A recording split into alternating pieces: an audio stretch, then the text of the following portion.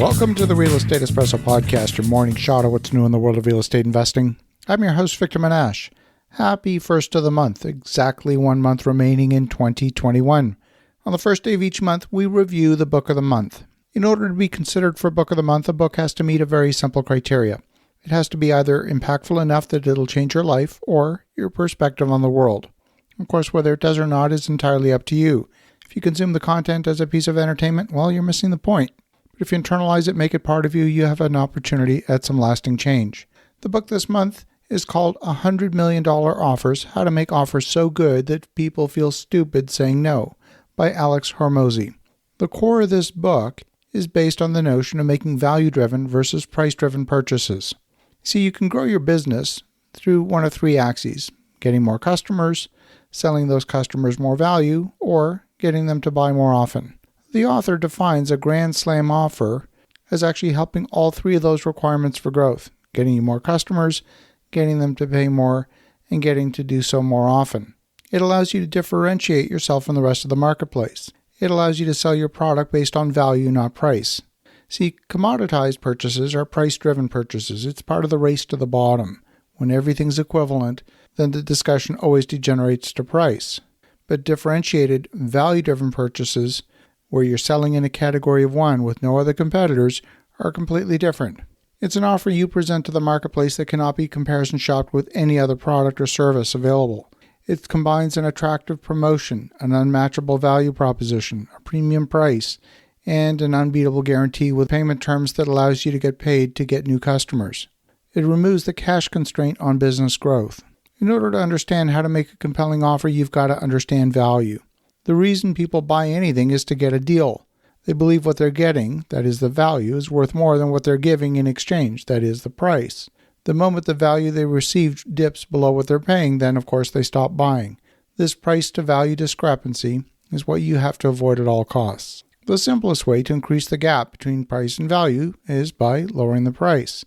Most of the time, it's the wrong decision for most businesses. Getting people to buy is not the objective of a business. Making money is the objective, and lowering price is a one-way road to destruction for most, because you can only go down to zero, and you can't really compete with free. But you can go infinitely high in the other direction. So unless you have a revolutionary way of decreasing your cost to a fraction of the competition, then don't compete on price. Most business owners are not competing on either price or value. In fact, they're not even competing on anything at all. The pricing process typically goes something like this. They look at the marketplace, see what everyone else is offering, then they take the average and go slightly below the average to remain competitive. They provide what their competitors offer with a little bit more value. So their value proposition ends up being something like more for less. Now, here's a big secret. Those competitors they're copying are dead broke. So why on earth would you copy them? The key is to create an offer so compelling the customer would be crazy to say no. There's 4 variables in the value equation. Now, at the risk of some math here, you've got the dream outcome in the numerator of the equation, multiplied by the perceived likelihood of achievement. That's also in the numerator. Then you divide that by the time delay, and you also divide it by the effort and sacrifice required to achieve it. So therefore, the greater the dream, the greater the value. The greater the likelihood of success, the greater the value. But, and this is where most people get caught, the faster the time, meaning the shorter amount of time you can deliver, the greater the perceived value, and then the lower the complexity, effort, and sacrifice on the part of the customer, the more the perceived value. Lots of people make bold claims and they focus on the top part of the equation, but the best companies in the world focus all of their attention on the bottom side of the equation by making things immediate, seamless, effortless. Apple made the iPhone effortless compared with other models at the same time. Amazon made purchasing a single click of a button and made purchases arrive almost immediately, maybe the next day.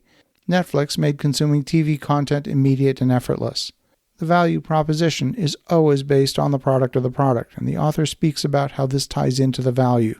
The author provides a structured approach to thinking about all the possible uses for your product, and the linear, reductive thinking of a convergent approach that leads you to a logical mathematical equation is usually the right or wrong answer, but it doesn't get you that kind of breakthrough that you're looking for. It's the divergent thinking that unlocks the true potential for you to find the hidden value in your product offer.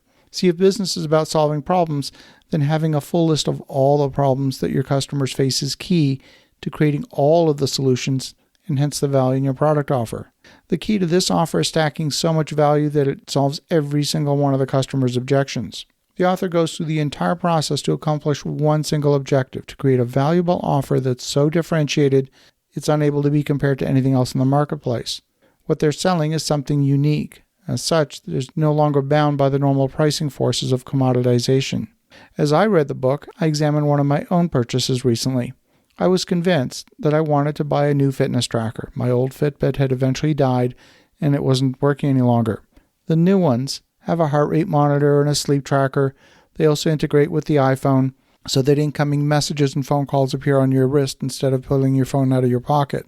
Now, they vary widely in price. They also vary in delivery time. They vary widely in battery life. Lots of features are not all that valuable if I have to charge the battery every day or two. So I went through my own mental thought process of problems and objections and observed how each of the vendors, Apple, Garmin, and Fitbit, addressed my problems consciously.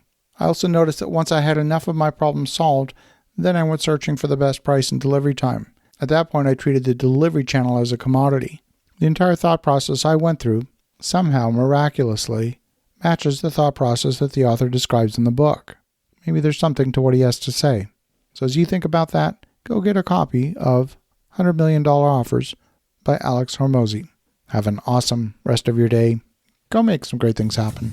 We'll talk to you again tomorrow.